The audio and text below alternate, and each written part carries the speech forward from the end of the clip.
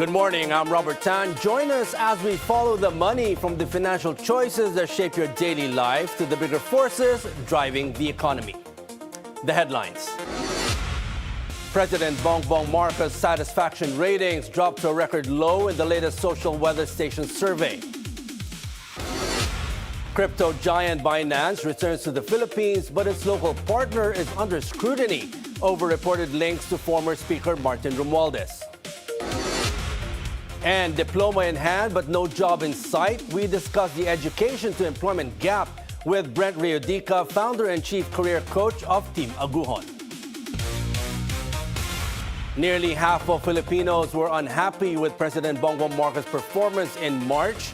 The latest social weather station survey shows 49% of adult Filipinos were dissatisfied with his performance, while 33% were satisfied. That puts his net satisfaction rating at -15, which SWS classifies as poor. Marcos posted his weakest score in Mindanao, a known bailiwick of his political rival, Vice President Sara Duterte. The survey was conducted from March 24 to 31.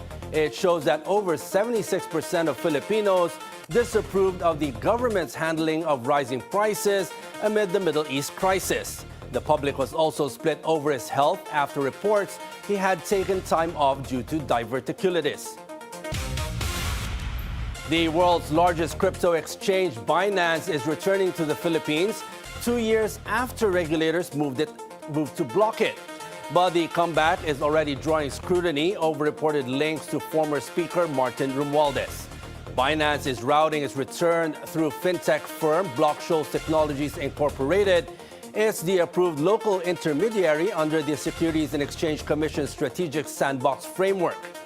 Documents obtained by Bilyonaryo show Blockshoals is 60% controlled by M&M Capital OPC of Nicholas Anthony Nick Te, son of Philippine Stock Exchange Director Anthony Te, who also sits on the boards of Romualdez-linked firms, Mark Ventures Holdings and Benguet Corporation. The remaining 40% is split between Nautilus International Management Corporation, also associated with the Te family, and Action Holdings OPC. Documents show Blockshoals treasurer Raymond Christopher Quesico is a 32% owner of Libertad Value Holdings, a shareholder of Strongbuilt Mining Development Corporation. That mining firm entered into a 5 billion peso property for share swap in 2024 with Romualdez-linked Bright Kindle Resources and Investments. A source familiar with Blockshoals maintained the firm is controlled by the Te family and that Romualdez has no direct ownership interest. In other news, consumers should expect higher electricity bills in June as power supply tightens this summer. At this point, industry players say the country needs more than short-term fixes. Ches Sulet reports. In the middle of summer, power demand continues to rise, but supply is thinning. In the Visayas grid, yellow alert status updates have been issued one after another in recent days. The National Grid Corporation of the Philippines reports that a yellow alert is raised when power operating reserves fall below required levels and are no longer enough for the transmission grid during emergencies. In the Economic Journalists Association of the Philippines Forum, key industry players say the country experiences thin power supply and power interruptions every summer season. In a video message, Energy Regulatory Commission Chair Francis Saturnino Juan said, demand usually peaks at 2 p.m., but supply remains strong from solar plants. However, solar generation begins to taper by 3 p.m. to 4 p.m., leading to thinner operating margins. Experts say there are ways to address the problem, such as strengthening the country's transition to renewable energy. The shortage of power supply could also be addressed if regulatory bodies could fast-track the processing of permits for new power plants. Thankfully, solar can be built in 9 months, no? But it takes 1 year to do a land conversion, as an example. It takes another year to get the FPIC, no? Assuming you identify that indeed there is an IP in the area. Meanwhile, the ERC says consumers should expect higher electricity rates this June. May price mitigating measures, but there has always been an increase in electricity rates during summer months. Kasi mataas yung demand, and then if may outages, doon po nagkakaroon ng problema sa supply. For Energy Undersecretary Wimpy Fuentebella, consumers need to stay vigilant. Importante, we become meticulous in looking at our bill, not just the rate, but also the consumption. Key industry players have stressed that the energy sector continues to face major challenges, including the crisis in the Middle East, as well as the threat of the upcoming El Niño season. That's why industry stakeholders say energy resilience must be strengthened as early as now to prevent consumers from bearing the brunt of future power issues. Che Sulit, Bilyonaryo News Channel. Up next, diploma, check. Job prospects, well, not so fast. We talk about the gap between education and employment with Brent Reodica of Team Aguhon. Keep following the money.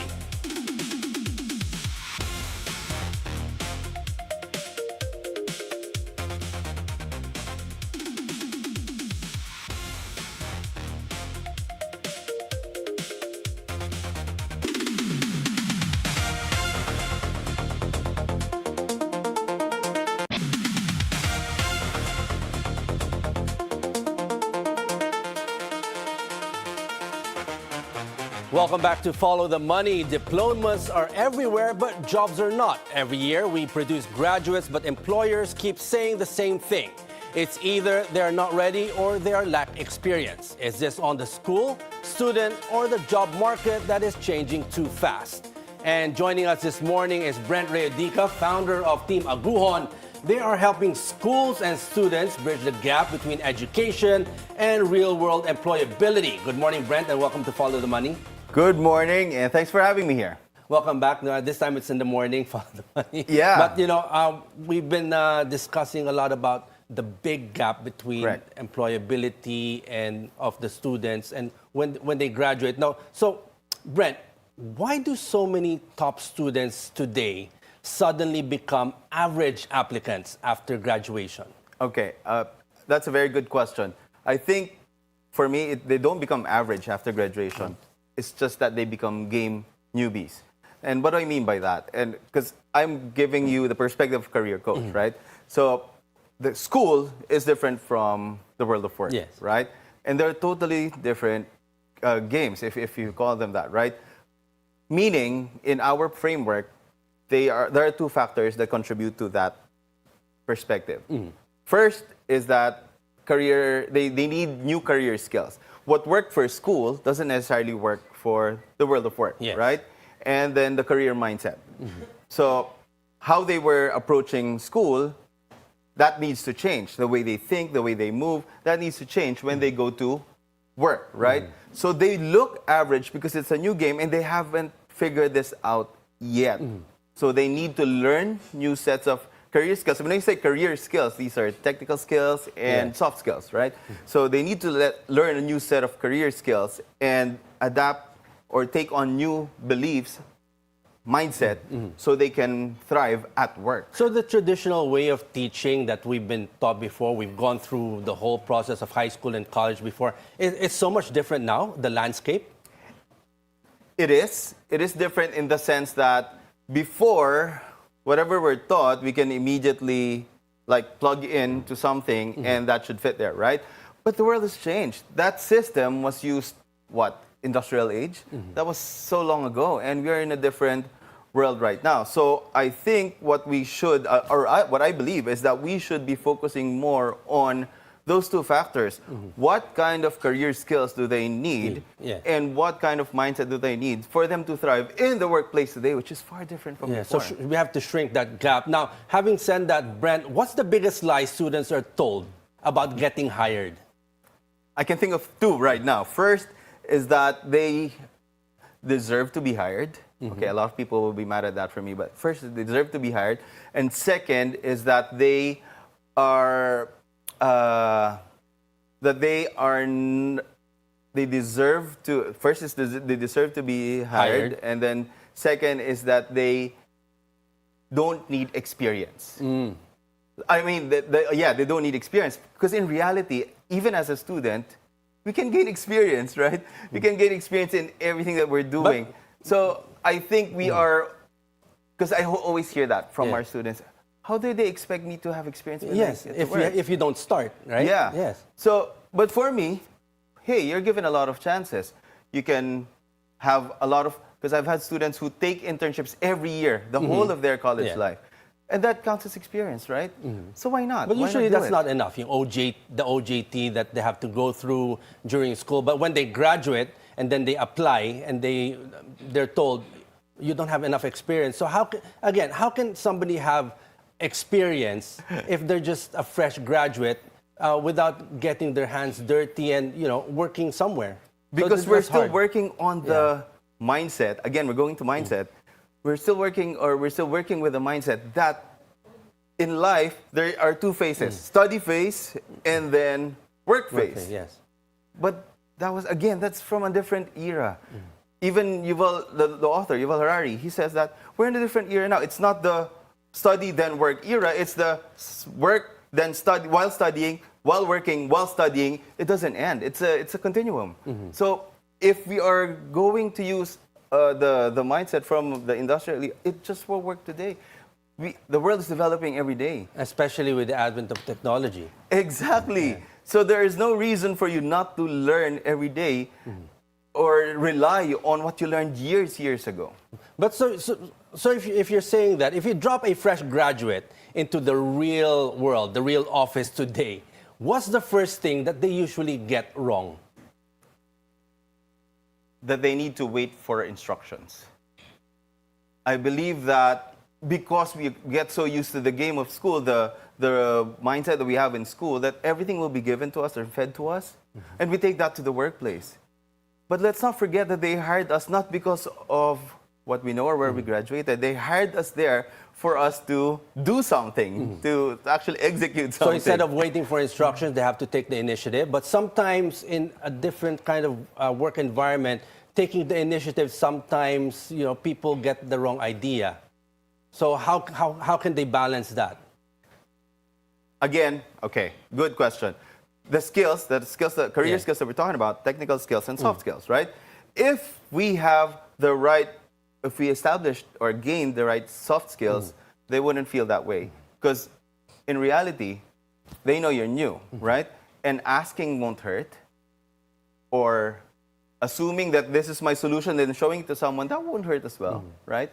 Those are really just basic soft skills that we usually fail to recognize while we're studying. So having said that, are we overrating now degrees and underestimating actual ability to work? Oh, definitely. So sometimes, you may be very, have high IQ, but then when you're in the workplace, it's a totally different world. Definitely. And we always tell our students, knowledge is different from skills. So if you know a lot, but you cannot do anything, then the company should have just hired a plant. Because you're just like a plant there. You can't do anything, right? So that is, for me, the overestimation of the degree, of the diploma. If you know a lot, but you cannot execute, you cannot get things done, then there's no point of hiring you. You've worked with several schools in trying to shrink the gap between employability and when they graduate. Now, what does job ready, being job ready mean actually in real terms? Not just the buzzword, but in terms of the behavior of the graduates when they enter the workforce. For me, it's not behavior. For me, job ready means you've accomplished something, like a tangible result or an accomplishment or an output. Like, okay, for example, you've already staged an event, or you've already made a project for the youth, like a sports fest or something. For me, being job ready means having done that, because first you acquire the career skills that you need, the technical and the soft skills that you need for you to thrive at work. And it means that your mindset has already begun to improve or to upgrade into the work environment. So again, I don't think we should coddle to graduate said, it's okay because you're just a fresh graduate. You don't have experience. No, you can get experience nowadays. A lot of my students, they're in senior high school and they're working. Because they know that they need that already. And when they go to work and when they finally get hired, they know that they can show this, and I got paid for that. It changes the way you think when you get paid for that. So in that terms, some would argue that's a chicken and egg situation, especially, for those who are going to school. Some of them don't have the luxury of getting a summer job or working, and they're busy with the workload of school. So again, chicken and egg. So experience and getting the job you want. So as a career guidance that helps schools, how do you handle that? How do you show that to the schools that you're working with? Context for me. It's context because they need to know that the students, they don't understand the world of work the way we do, right? So they need to see it as a framework. And the students, they understand something if they see it in a different context, right? So for me, if they see that, hey, this is what I'm studying for, right? Because that shouldn't be the excuse. Like, I'm studying to get work. But if I want to get work, I don't want to try it out. Yeah. So I feel like if we give them that context, they start to understand. And they start to even see their subjects differently. Because I had that experience. When I started working while I was studying, it became different for me. Like, okay, now I know that I just don't need to memorize these things. I need to learn something here so I can do something, right? So knowledge that can be translated to something tangible, something that I can do, to a skill. Now, there's so many variables when you look at it, when you're working with the schools on how to get the students ready, in the job market, if there's a job ready for them, also in terms of the courses that they take. So what kind of conversations do you have with the schools in terms of what the students are learning, the courses that they're taking, and what's available in the job market today? Okay. First, we are big on accountability because I'm a career coach. So we're big on accountability. We want them to know that ultimately we are accountable for what will happen to us, right? And I do understand that, of course, they have to see if there is something available there. But we don't want them to be limited there. There are two ways to go about it. That's why we have different factors for the framework that we're using in coaching. First, that you can go to something existing, or you can create something. If you see a need, then create something. I remember a student of ours before, she was telling us, when she was getting interviewed for a real estate company, and she was applying, they were looking for something else. And then she pitched what she knew, and then eventually she got hired for their media relations. Because there was a need for it. But most people don't know that. Most students don't know that you can actually create something there if there is a need. There's so many skills out there, Brent, but what skill is quietly deciding who gets hired today that schools almost never teach? We teach that to our students, and we call them the foundational soft skills. And this is what we feel that is relevant during interviews, because this is very obvious. First, we have an acronym for it, CARD. First is collaboration. People are checking if you have the ability to collaborate with others. Yes. Because in any workplace, like a mentor of mine told me before, in any Is workplace. that where EQ comes in? Your emotional quotient, how you handle things when you're with a group. Because it's not only, before it was IQ. Yeah. If you're a very good student and when you apply, they look at your grades. Yeah. But now I think they're also looking at how you can handle situations where you're in a team, your emotional quotient. Is that all part and parcel of that? It is. And I might want to add to that also. There is also adversity quotient. Like, how are you going to face or how are you going to handle adversity? Yeah. Especially now, because a lot of things are always happening and we don't...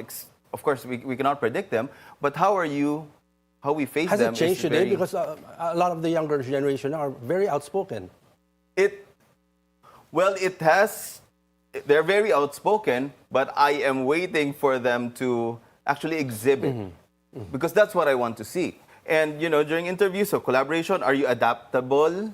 And last, can you make reasonable decisions? Those are the three that I'm basing on. If I'm looking at a candidate. Can you demonstrate that you have done this before? Because that is crucial to any kind Yes. of job right now. Now, in the advent of technology, Brent, is AI exposing how unprepared graduates are today, and or are we fixing the gap faster than schools can? Both. They're both. AI is a double-edged sword. And AI, it's a tool, right? And it's like when the computer came out years ago, decades ago. If you know how to use it, good for you. You can use it to your advantage. You gain the skills that you need to have an advantage in the Yes. workplace, right?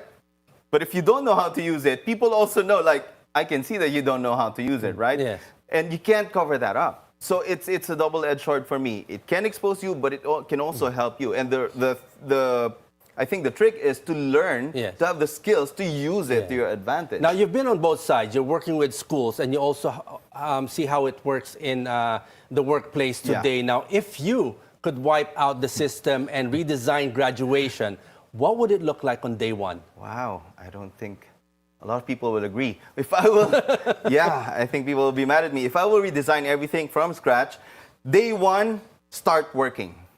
That would be me. Because context. I remember a friend of mine asked me before, like, if I want to start a business, what do I do? And I told her, start selling your product. Start there. Why?